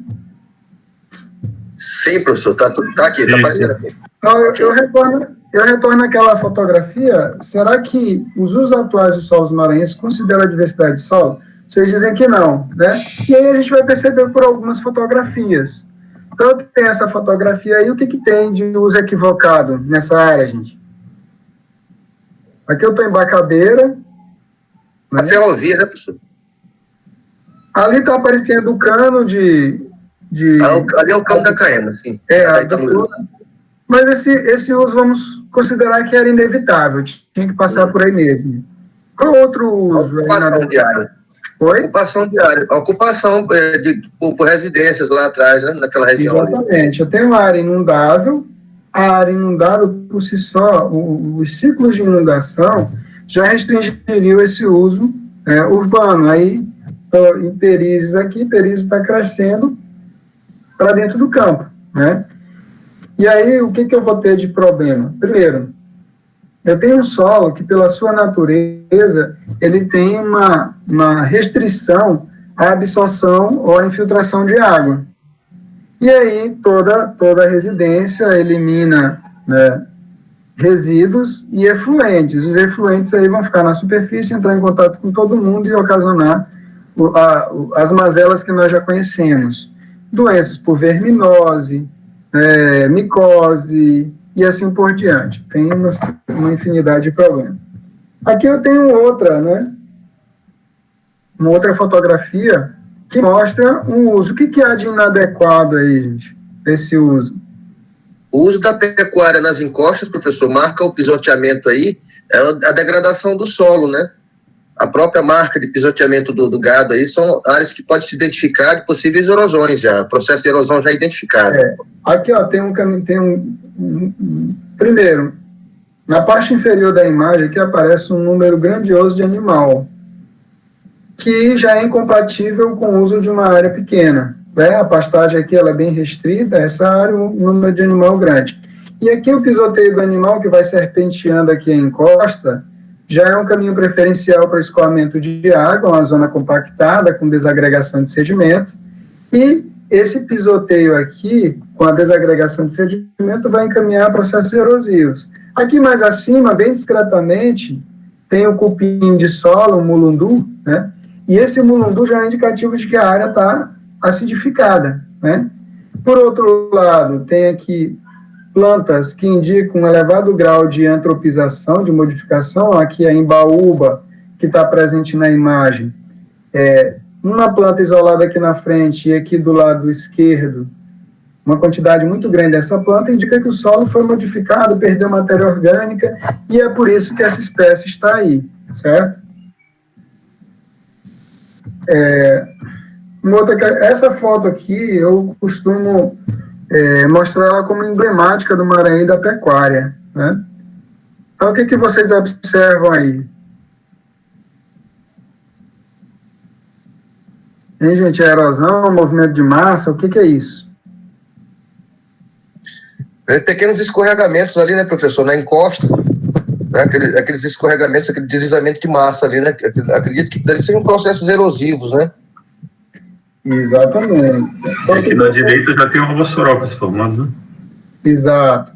Então, eu tenho aqui, ó, uma área de um declive aqui próximo de 90 graus, bem próximo mesmo, e o sujeito desmatou essa área para... Vocês veem aqui, ó, que tem o babaçual aqui, lá embaixo tem um vale, né, aqui tem as palmeiras maiores, e ele desmatou isso aqui com o propósito de inserir pastagem, né? Entretanto, eu acho que não teve nenhum boi alpinista que deu conta de subir isso aí. E aí houve, então, um movimento de massa que incorreu na perda do corpo hídrico que estava aqui embaixo. Então, o sujeito desmatou para aproveitar ao máximo a área, ele acabou perdendo a área aqui e perdendo a área baixa, que é a área prioritária para criar os animais, né? Então, ele pecou, errou feio, agiu ilegalmente e, ao mesmo tempo, perdeu suas principais áreas, né? Aqui em Marajó do Sena, a área é bem movimentada, o relevo é bem movimentado, então qualquer desmatamento que eu faça nessas encostas, como os solos são profundos e tem um material friável abaixo, a tendência é que haja essa movimentação de massa ou erosão intensa, né? Então, nessa área que nem adianta eu desmatar, o melhor seria deixar a área com a vegetação nativa, porque a matéria orgânica que se movimenta aqui, juntamente com a água, ela enriqueceria essa área baixa. E seria, então, um ganho para o pecuarista e não uma perda de área, como muitos imaginam. Mas lá nessa região, é muito comum todas as áreas serem desmatadas. Mesmo íngreme, muito íngreme, todo mundo desmata e desmata a área toda. Aqui, gente, eu tenho uma área de um solo de elevada fertilidade natural, ela compactada e com marcas de acidificação, que é a presença de cupim, em Grajaú, em função do superpastoreio. O cara acha assim, boa, a área é fértil, eu posso colocar os animais aí, dar uma chuva. Quando dá uma chuva, a pastagem volta, mas não é bem assim. Eu tenho um solo que é fértil quimicamente, mas que tem muita argila. Quando eu coloco um número muito grande de animais pisoteando a área, esse número grande de animais vai ocasionar, então, uma série de problemas. O principal dele é a compactação, e a compactação resulta na dificuldade da planta crescer. A compactação é tratada em ciência do solo como resistência à penetração de raízes. A água infiltra pouco, então eu tenho processos erosivos ocorrendo mais intensamente, e eu tenho a perda da pastagem. Então, mesmo que o solo seja fértil, quimicamente, fisicamente ele vai ser degradado e não vai conseguir produzir. Aqui eu tenho uma palmeira, ó, que sinaliza bem a fertilidade dessa área. Essa palmeira aqui, que parece um pouco com a macaúba, que ocorre em solos ácidos, ela é chamada de bacuri, né, para aquela região de solos férteis. E essa palmeira, então, ela sinaliza essas áreas de elevada fertilidade natural, que agora está se acidificando muito rapidamente em função do manejo equivocado do solo. Aqui eu tenho uma outra área, né? O que vocês percebem de equivocado aí no uso? Professor, o uso de máquinas aí, né? Eu vejo aí as marcas no solo aí de uso de máquinas pesadas, e pelo que eu vejo aí uma área lagadiça de uma argila muito expansiva, né? O que vai compactar muito mais ainda o solo e dificultar o manejo do solo. Exatamente. Então eu tenho aqui, lá na região que o açude foi o tanque ali, na verdade é uma área que foi terraplanada e a água é represada para produzir arroz por irrigação, e por meio da inundação. O trânsito de máquina aqui foi pesado, né? Então você vê que muitos autores, né, como Reiner, e outros autores, eles dizem que a compactação do solo para cultivo de arroz por irrigação é desejável. Só que essa compactação tem um limite. Eu vou apresentar para vocês um estudo que eu fiz nessa região que mostra que qual é o limite que esses autores falam que é o ideal para a criação, para plantio de arroz por inundação. Eles falam em 2,5, no máximo 2,5 megapascal, né, por centímetro cúbico, como sendo a compactação ideal. E aqui nessa área nós detectamos uma média de 5, né, megapascal, ou seja, o dobro do que é o desejável. E em muitas áreas desse lugar aí nós encontramos resistência à penetração no valor de 12 megapascal. Ou seja, é um valor absurdo e que, com esse nível de compactação, ainda que tenha água no ambiente, a planta não consegue enraizar. Em outras palavras, o que eu estou querendo dizer? Que quando eu compacto muito o solo, a planta deixa de usar o solo e vai usar somente a água. É como se fosse, ao invés de eu usar o arroz irrigado, é como se fosse uma risicultura hidropônica, porque ela enraiza no solo só para se fixar. Como ela não consegue ter um enraizamento lateral e profundo, acaba que ela vai usar os nutrientes que estão na água. Se o sujeito não colocar nutriente ali, os adubos solúveis, a planta não se desenvolve. E aí, nessas áreas aí, é muito comum os agricultores dizerem, quando o arroz está amarelo, dizer que o arroz está morrendo de fome. De fato, é morrendo de fome mesmo, porque falta nitrogênio, a planta não consegue extrair do solo, falta fósforo, e o cara faz o quê? Vai lá e coloca um adubo. Então, acaba sendo um uso que otimiza a água no sistema, mas dificulta o aproveitamento do solo, os nutrientes que estão no solo.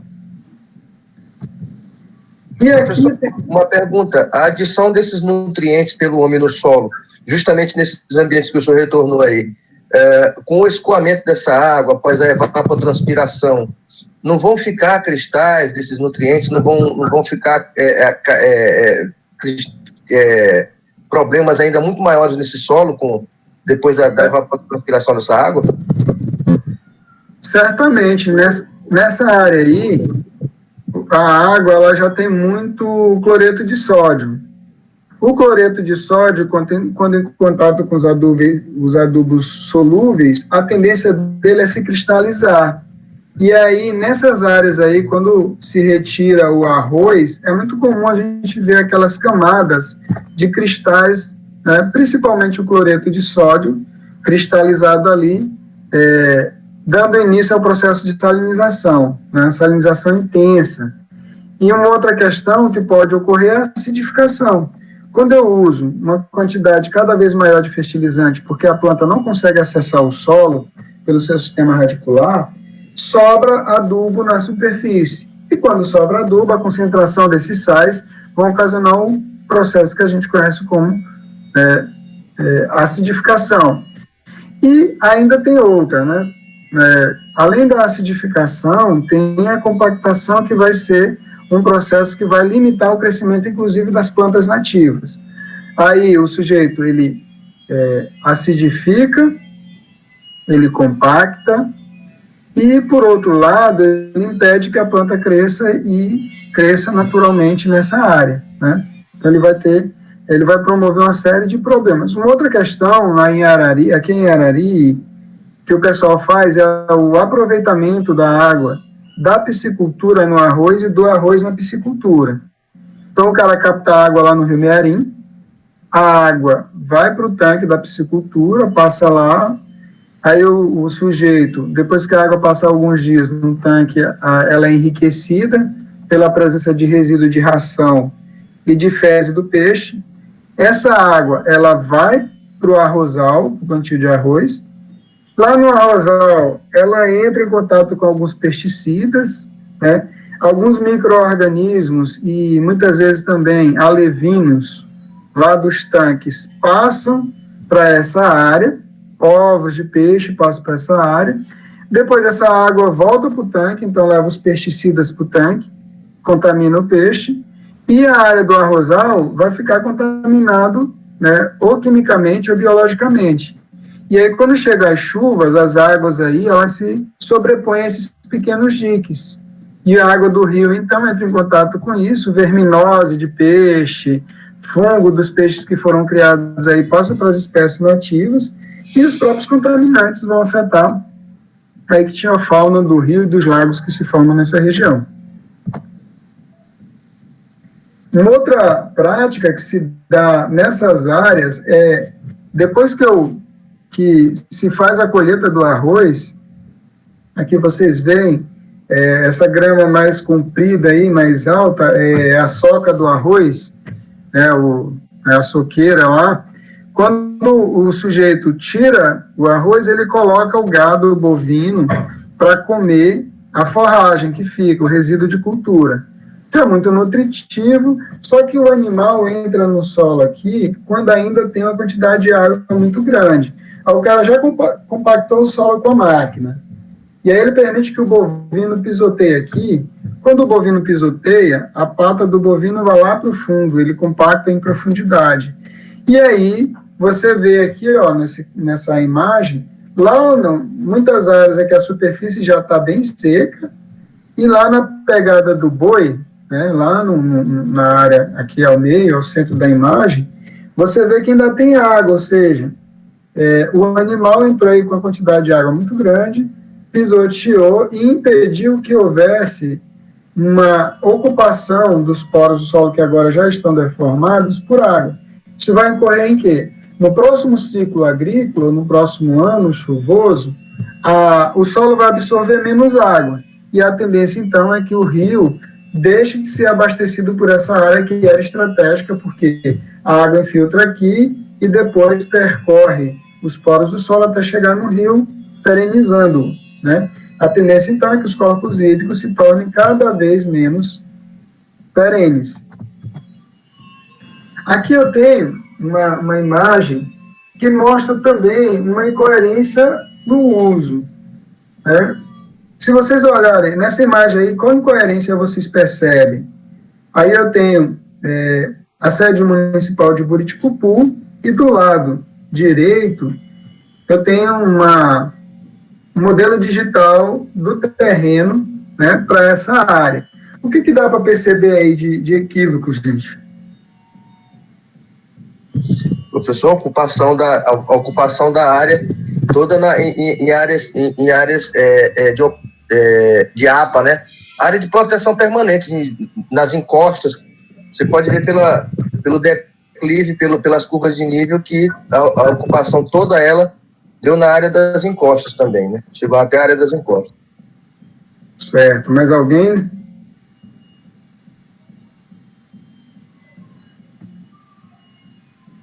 Bom, então aqui eu tenho a cidade, a sede municipal se encaixa perfeitamente nessa área aqui, ó, nesse tabuleiro, mas ela cresceu para a borda.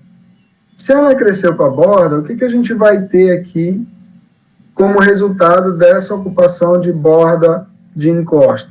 Os processos erosivos que já podem ser perceptíveis aqui, ó. Eu tenho vários pontos aqui de deposição de sedimento que correspondem justamente a essas áreas de vossoroca que é comum naquela sede municipal. Aqui tem um exemplo clássico de uma, né?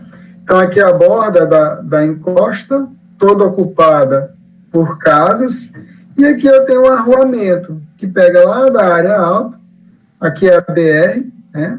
A BR canaliza a água para cá, para a rua canaliza a água para uma área que já está degradada por erosão, mas foi justamente esse fluxo de água que criou essa erosão, e a tendência, então, é que essa área, essa erosão aqui, essa vossoroca, ela tem uma progressão rápida em direção às casas. Para completar, tem os indivíduos aqui que desmatam e fazem uma queimada na borda, bem na borda ativa aqui da vossoroca. Vocês veem que essa incisão aqui, ela tem uma grande dimensão, né, quando eu considero a área, mas o que é muito problemático para ela, para se perceber esse fenômeno, é a profundidade. Aqui eu tenho, nessa área aqui, essa vossoroca tem pontos hoje que chega a quase 80 metros de profundidade. E aí, como eu tenho uma profundidade grande, um solo estável e uma alimentação permanente da vossoroca com água e desmatamento na borda, a tendência é que isso aqui aumente muito rapidamente, né? Tem algumas pessoas que estão fazendo um minicurso que fizeram um projeto de pesquisa aqui, essa área aqui toda já foi engolida por essa vossoroca, né? Então a tendência é pegar toda essa área. E aí a gente entrou em contato com o prefeito, eu entrei em contato com o secretário de planejamento à época do governo, e o que os caras me falaram? Olha, é melhor mudar a cidade de lugar do que combater a vossoroca, né? Em outras palavras, o que eu ouvi? Eu ouvi que, olha, a degradação não importa, o que importa é eu ter como mudar essas pessoas daqui para outro lugar, ainda que elas fiquem dependentes, né, financeiramente, porque vão ter que pagar uma nova casa, não tem doação, né, o pessoal recebe a casa, mas tem que continuar, tem que pagar a prestação. A pessoa sai de um lugar que tinha um quintal, olha, vocês veem aqui, tudo é frutífero aqui, então o pessoal tinha fruta no quintal e vai para um condomínio. No condomínio, para onde transferiram parte dessa população, já surgiu outra vossoroca igual a essa. Agora tem que mudar o conjunto do Minha Casa Minha Vida para outro lugar. E aí o que se percebe que a percepção dos governantes é a mesma percepção da maioria dos produtores rurais. Se a área está degradada, é melhor mudar o cultivo do lugar do que evitar a degradação.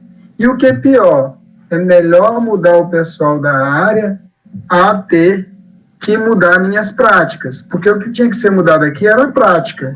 Não dá para combater a erosão, não dá para entupir, né? Entretanto, dá para conter. E o processo que tinha que ser feito aqui era a contenção. E aí, por parte da administração pública, primeiro, um planejamento urbano para que isso não acontecesse mais, e depois, uma fiscalização para que a população se sentisse obrigada a não ocupar essas áreas, né? Então, é igual ocorre na pecuária. Esse pasto está degradado, não está produzindo mais. Não, eu largo isso aí e desmato outra área. Minha agricultura não funciona mais nessa área. Eu pego e migro para outra área. Então, assim, é muito mais fácil, porém mais complicado, porém mais dispendioso, eu mudar de área do que mudar de prática. Acho que isso resume muito bem o uso da terra no Maranhão. Muda-se de área, mas não mudam-se as práticas. Marcelino? Oi. Volta só um minutinho a imagem. Só um instante. Essa aqui? E essa vertente aqui, onde estão escritas aqui as informações da erosão, suco e tudo mais? Sim. Ano passado, quando nós estivemos pelo ZRI, ela estava toda queimada também. Essa vertente todinha. E outra coisa, esse material todo aí, ele não foi para Marte, né? Ele está lá no fundo do vale. Exatamente. Não. O único curso hídrico que Buriticupu possuía, né? Está todo... não é nem assoreado, está soterrado. Já fez a 4 metros de profundidade. Tem áreas aí que o cara já refez a cerca umas 4 vezes. A gente vai escavando e olha a estaca que foi colocada em cima de outro, e assim por diante, né? Então, é um problema grave que deveria ser combatido, mas eu não vi mudança alguma. A única mudança que eu vi de 2015 para cá, que foi quando a gente começou a fazer alguns projetos lá, e mesmo antes, eu dei aula lá em Buriticupu em 2010, há muito tempo. O que mudou em relação às vossorocas foi que aumentou o número de casas próximo a ela, aumentou o número de vossoroca, aumentou o número de vítimas e aumentou a profundidade área das antigas vossorocas, né? Aí na BR já tem vossoroca na borda da BR. Professor Marcelino. Oi. Inclusive, os 3 fatores contribuintes para o avanço dessa vossoroca, primeiro é a falta de planejamento, segundo é a falta de fiscalização. Eu vejo como moradora daqui, né? Sim. E também a insistência da população em continuar ali. Certo. Porque eles percebem que não dá para continuar residindo ali, né? Mas eles insistem em fazer construções e a tendência é aumentar. Eu passo quase todos os dias para olhar e a gente percebe a olho nu mesmo que a tendência só é aumentar. Professor, aqui é o Williams. Eu gostaria. A questão aí seria um pouco mais complicada, de essas pessoas. Ninguém mora num lugar desse porque quer. Na verdade, existe uma situação financeira, né? Porque conseguir comprar um terreno num local mais adequado nessa região, em Buriticupu, deve ser muito mais caro. E o que eles dispõem, e aí, o que eles dispõem de dinheiro para comprar uma residência é nessa localidade que já está impactada e que ninguém quer morar e que vai encontrar preços baixos, entendeu? Como o professor mesmo falou, a única coisa que se conseguiu mesmo até agora foi a multiplicação desses processos erosivos. Em 2015 e 2017, quando a gente foi lá em Buriticupu, o próprio projeto Minha Casa Minha Vida já identificava processos erosivos. Isso identifica o quê? Que a má qualidade dos projetos, tanto governamentais, a nível federal, estadual e municipal, não há um alinhamento, não há uma conversa entre eles, não convergem entre si, entendeu? Então, não há que se considerar a região, a população, como o professor mesmo falou, o tipo de solos onde vai ser construída residências, indústrias, plantações, esse tipo de coisa. O que não há, o que o professor já reclamou até agora, são esses estudos em que o poder público possa se embasar e se direcionar para essas situações. Concorda, professor? Só completando essa falta de estudo, de previsibilidade do que pode ocorrer, não é só no interior, não. Nós temos bem aqui a Ribeira. As casas estão indo embora, bem aqui, dentro da capital. Né? Eu adicionaria... Pode continuar, professor. Eu adicionaria aos fatores que foram mencionados a falta de estudos, a falta de planejamento. Eu adicionaria 2 variáveis, ou 2 fatores. A primeira é a irresponsabilidade dos gestores públicos, porque isso aí extrapola a falta de planejamento, isso é ato irresponsável. Nessa região que a gente está falando, de Buriticupu, e aí pegando também o caso da Ribeira, que foi mencionado, em Buriticupu, todo ano de eleição, o pessoal vai lá visitar, perguntar o que aconteceu, né? E que vão resolver o problema da erosão. Isso, para mim, é irresponsabilidade. E uma outra questão é a omissão. O cara, quando ele visita uma área, ele é gestor público, ele vê pessoas morrendo, perdendo seus bens numa área dessa, e ele diz para mim que é melhor mudar a cidade de lugar, para mim ele é omisso, para mim ele é irresponsável, e para mim ele reforça a ideia de que a gestão pública não está nem um pouco comprometida com a população brasileira, né? A gente vê isso, que a gente fala assim, é falta de planejamento. Mas não é falta de planejamento, gente. Olha, se vocês pegarem o caso da editora de Cupu, do Minha Casa Minha Vida, antes das casas serem entregues, eu andei lá e andei com a equipe do pessoal do PIBIC, da UFO, e eu falava assim, olha, isso aqui eu não dou 3 anos para começar em casa a desaparecer em função desse processo erosivo, e foi o que aconteceu. Não precisa ser um especialista para planejar ou para perceber que aquilo vai dar errado. Uma outra questão, o conjunto ele foi planejado, então não é falta de planejamento, é falta de planejamento que preste, é falta de compromisso, é omissão dos gestores públicos, porque muitas vezes o cara vê o projeto antes de ser construído, ele sabe que vai dar errado e não faz nada, isso é omissão. Aqui, por exemplo, aqui próximo de onde eu moro, foi construído um conjunto chamado Morada do Sol. Morada do Sol parece que foi construído para não dar certo. O conjunto é fragmentado por uma rede de alta tensão, né, e uma borda do conjunto passa a linha férrea.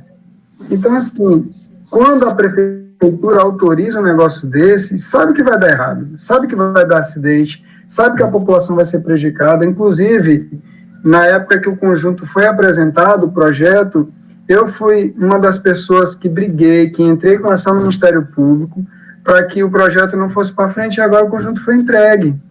E aí, numa audiência que a prefeitura estava sendo chamada para sua responsabilidade sobre a construção dessas casas, a procuradora foi falar para mim, vocês estão falando aqui, agora que está tudo construído, não tem mais jeito. Eu pedi para ela me respeitar, para ela compreender, pelo menos, onde ela estava se metendo, com quem que ela estava falando, para que ela pudesse falar, porque ela tinha entrado lá uns meses antes e dizendo que ninguém tinha reclamado. Aí eu peguei o processo que eu tinha protocolado no Ministério Público Estadual e no Ministério Público Federal e passei na cara dela. Eu não sabia da existência disso, como não sabe que uma rede de alta tensão pode matar as pessoas ainda que não tenha contato com fiação, como sabe que o trem transitando aí onde está, e ele já estava quando o condomínio foi construído, vai derrubar as casas, vai matar pessoas. Então, assim, não é falta de planejamento, é irresponsabilidade mesmo, é falta de compromisso com a vida, né? Quando se fala do uso inadequado de solo, eu estou falando não só em prejuízos financeiros, eu estou falando de morte de pessoas, eu estou falando de contaminação da água, de perda de recursos hídricos, eu estou falando de um monte de coisa que vai além do que a gente menciona tradicionalmente, né? E aí eu trago essas questões para vocês, para a gente refletir de fato e começar a ser uma voz, ainda que muitas vezes não ouvida, mas começar a ser uma voz dentro da nossa comunidade, dentro da universidade, dentro do nosso município. Muitas vezes a gente é tratado com preconceito, ou muitas vezes a gente é alvo, às vezes, de ações que beiram crime, ou às vezes é crime mesmo, como muitas pessoas já morreram nesse país, mas eu acho que a gente tem que ter uma postura, e que extrapolar o discurso e partir para a prática não quer dizer necessariamente que eu vou mudar tudo de uma vez só. Eu posso mudar minha realidade, eu posso cobrar mais dos meus gestores. No interior, eu sei que um prefeito, para um grupo, ele é um pai, né, para outro, ele é padrasto, né, ele acaba em um padrasto ruim, porque para uns eles são as benesses e para outros as punições. Então, muitas vezes, quando você não faz parte de um grupo político que está na gestão e é simplesmente um professor contratado ou é um outro profissional contratado, não adianta nem você levantar a voz, porque você vai ser demitido e vai ser banido da prefeitura, não é só demitido, não. Aí você passa a ser inimigo das pessoas. E não é só do prefeito, é do prefeito, de quem está ao lado dele, certo? Então, mas a gente tem que encontrar estratégias de esclarecer as pessoas, de fazer um movimento para evitar que isso aconteça, porque muitos dos acidentes, muitos dos danos poderiam ser evitados se tivesse pelo menos uma voz de uma comunidade para tentar resolver essas situações, certo? Você ia falar, Samuel? Eu gostaria de falar o seguinte, professor, é proposital mesmo, a gente vê em Buriticupu, quando a gente foi identificar o secretário de Meio Ambiente, um ex-proprietário de madeireira, e quando a gente falou em corpos hídricos, ele perguntou, é rio, né? Pois a gente tem, o cara não tinha conhecimento técnico, não tinha embasamento teórico nem nada, e era secretário de Meio Ambiente. A gente vê que esse movimento é proposital mesmo, é como o senhor falou. Sim. Samuel.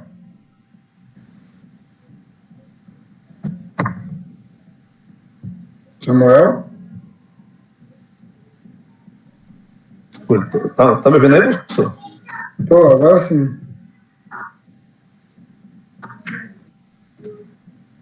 Andado...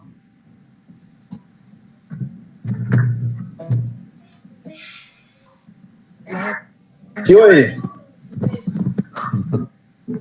Fala, cara. Tá com problema, Samuel, aí? Oi, tá me ouvindo? Agora sim. Vamos lá. Eu tenho...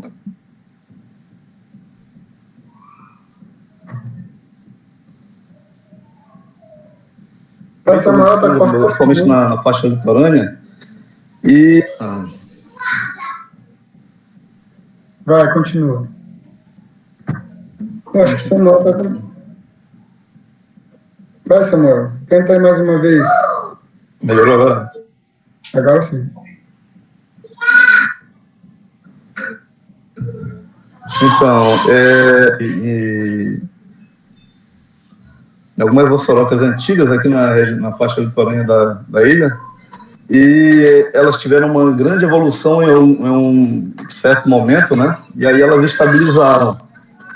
E mesmo com a forte degradação contínua que ainda se observa, muita atividade da construção civil presente ainda nas regiões, eu tenho notado que elas estão estabilizadas. E aí eu vejo que tem uma diferença muito grande com essas de Buriticupu. Isso aí se deve pelo quê, professor? É material mesmo? Ou de fato foi feito alguma, por exemplo, naquelas vossorocas lá do Araçagi, foi feito algum tipo de trabalho, de mecanização ali para sustentar aquilo ali, ou simplesmente elas estabilizaram ao chegar a um material diferente? Ela tem as duas questões, Samuel. Elas evoluíram a ponto de chegar no material mais resistente, saiu do material do grupo Barreiras, lá da formação Barreiras, e atingiu a formação Itapecuru, né? Então tem essa questão, mas tem também algumas propriedades que canalizavam água, esgoto que era canalizado para dentro da vossoroca, esse processo deixou de acontecer por exigência legal. Então tem as duas questões, os dois movimentos, mas não foi feito nada assim muito grandioso para combater o problema.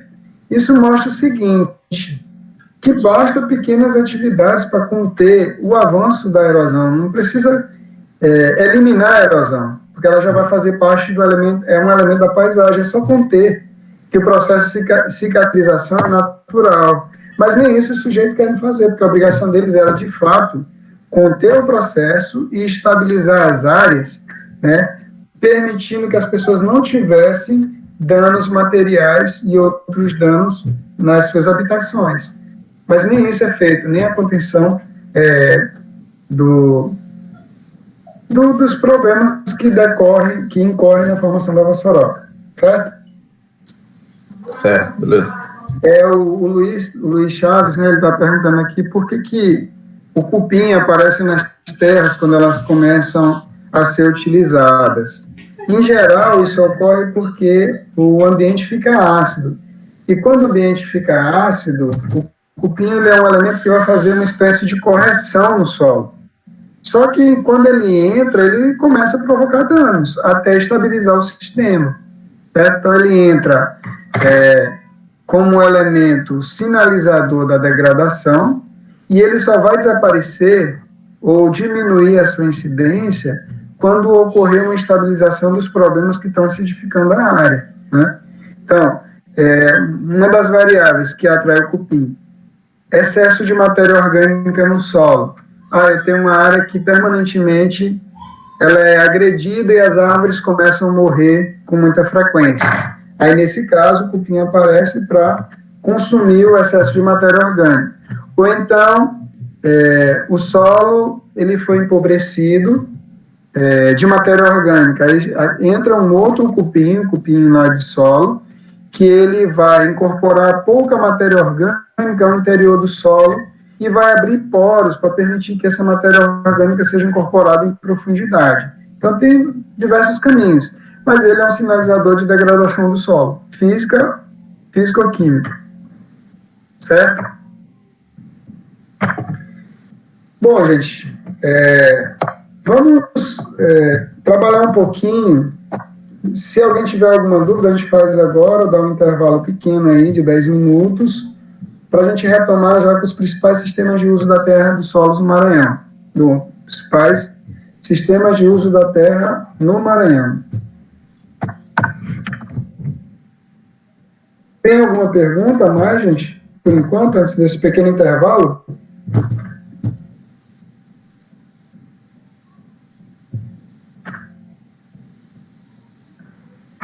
Meu povo? Não? Ian?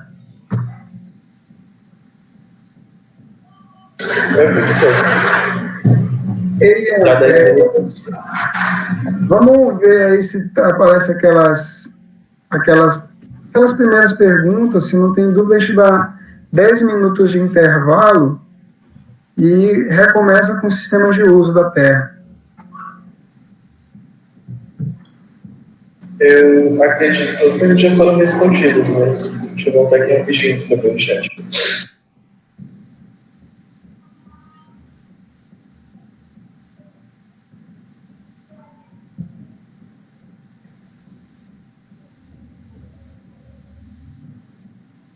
Bom, nenhuma pergunta. Se não tiver, a gente dá aí 10 minutos de intervalo e retorna.